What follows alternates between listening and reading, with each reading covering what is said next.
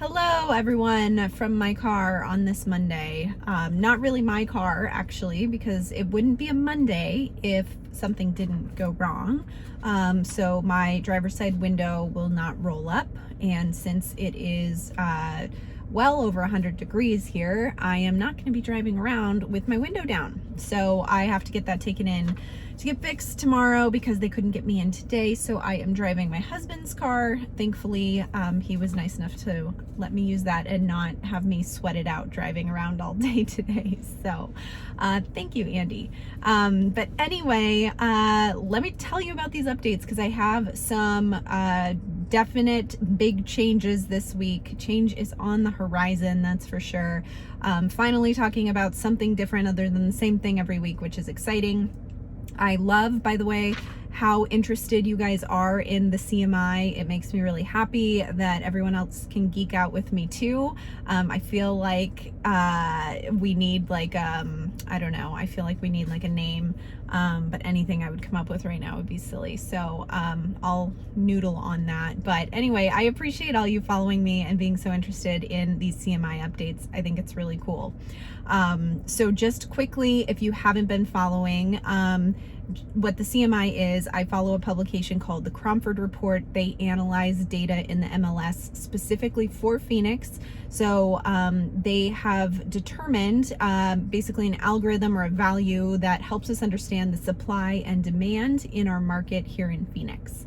And that number is about somewhere between 90 to 110 when we're in a balanced market.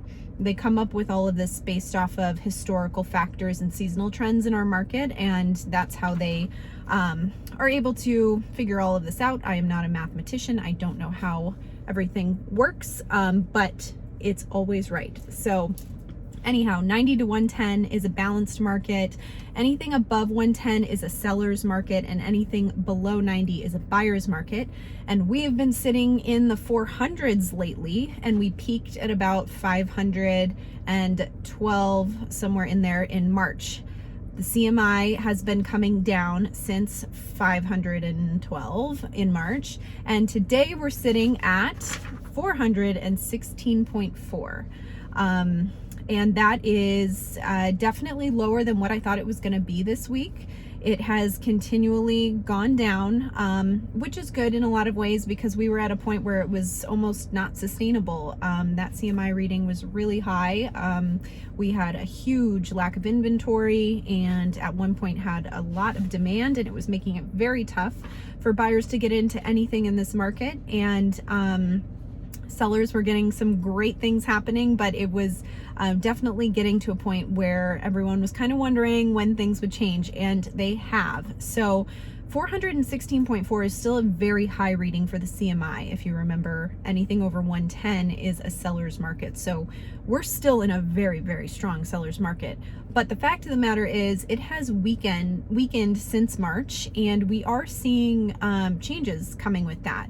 Even though there are many properties that are still getting multiple offers and still, going over the asking price quite consistently, we're getting fewer offers on properties, and you can definitely tell that there has been some weakening in the market. Again, keep in mind it's still a seller's market. It depends too on what city you're in, and that is something I want to highlight today because there are a few cities that if we continue in the direction we're going, we're going to be in a balanced market very quickly in those cities. So you should definitely watch out for that, whether you're a seller or a buyer, because that could change your plans one way or the other. But before we get there, let me just talk quickly about the supply and the demand. So supply factor is sitting at 25.5, so that's about 75% below normal. Demand is sitting at 106.4, and that's about 6.4% above normal. That's gone down a point since last week, so demand has started to move down. Supply has been coming up consistently, which is great for us to have more options. But what's happening here is we are in balance when supply and demand come together. And demand has been going down, supply has been coming up. And so that is the reason why the CMI value continues to go down, because we have these two factors coming closer together. They still have a very long way to go, but things are changing. So the CMI overall has gone down 33 points in the last 30 days, which is faster than it came down before that. So if we look at that trajectory, let's say it continues to do 33 points every 30 days, we will be at a balanced market in 9 months. That's different than what I said a couple weeks ago, because we weren't coming down 33 points in 30 days at that time. It was, I think, 28. So it's now increased its speed. So if we're just going to assume that things stay the same and we consistently see that every week, 9 months till we're in a balanced market for all of Phoenix, okay? But like I said, different cities behave differently, so we have to look at those. One thing I want to call out, someone had asked about seeing the CMI for price ranges. They do not have that information, and the reason is all of the CMI data is based on historical factors. So if you were going to look at a price range, it was different 2 years ago, 5 years ago, 10 years ago, 15 years ago. So none of that data is stable enough to be able to create the CMI based off of a price range. So sorry, but that makes sense why they can't do that. Okay, so let's talk about these cities, all right? Heads up, if you are in Gilbert, Fountain Hills, Anthem, or Laveen, those are 4 cities where the CMI is going down rather quickly, and you will be in a balanced market if all things stay the same in a matter of months. I'm talking Anthem, 1.6 months. Laveen, 2 months. Gilbert, 4 months, and Fountain Hills, 3.5 months. So if you are in any of those cities thinking of selling your house and wanting to wait, keep in mind the CMI in those cities is going down pretty quickly. And if nothing else changes, we might be in balance in Anthem in a month and a half, which is crazy to think of.